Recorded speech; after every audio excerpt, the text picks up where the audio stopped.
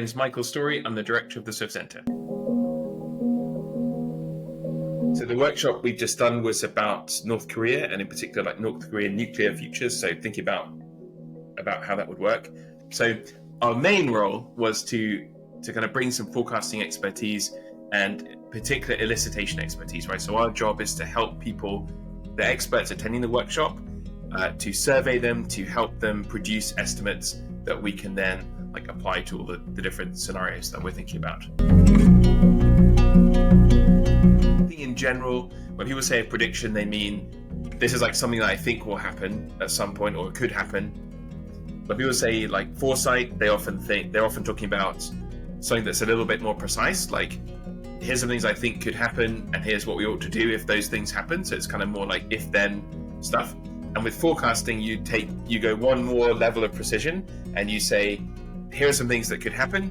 Here's how likely I think those things are to happen. And then here's what we could do about it. And maybe here's what the likelihood that those things we could do would succeed.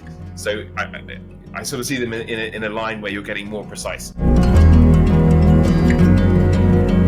Particularly the kind of forecasting that we're interested in is using human judgment. For some type of events, particularly like geopolitical events or rare important events, and they're kind of important because they're rare, you can't look at a database and say we'll just count out how many times this happened and then extrapolate. So you have to use your judgment, and that's really what we're trying to do. And then we can apply a lot of lessons from psychology about how to take that analysis from an expert and combine it with that of others, and through that produce a numerical estimate. So one of the things that is true but is hard to believe is that groups of people tend to have a kind of emergent ability to solve problems that any one member of that group would find very difficult. And people, that's hard to understand, right? Because we're used to the idea of groups getting things wrong, right? And people get confused and groupthink and mobs, and we tend to be a bit suspicious of groups. But groups can also be accelerators of knowledge and information if you manage it the right way, right? And so to test and demonstrate that, we actually asked people to make an estimate about something that nobody in the room would know, but we're going to estimate it anyway. And we asked everybody at the workshop how many members the IAEA had in 1980. So nobody would know that, right? Even if you were like a historian of the IAEA, you would probably not know precisely the number, right? It's very hard to know without looking it up. And without Googling, we asked everybody to make an estimate. And just by taking the middle estimate out of a room full of people, we were able to get very, very close. I think we were within like 2 of the actual answer, even though only one person in the room was anywhere near it, right? But they were right in the middle. So you had a few people that had a higher estimate, a few that had a lower estimate, but the golden middle was right there. Human groups can be this kind of have a superpower, and that's what we're trying to do at the workshop, right? We're trying to use that superpower of human groups to apply that to the topic of North Korea.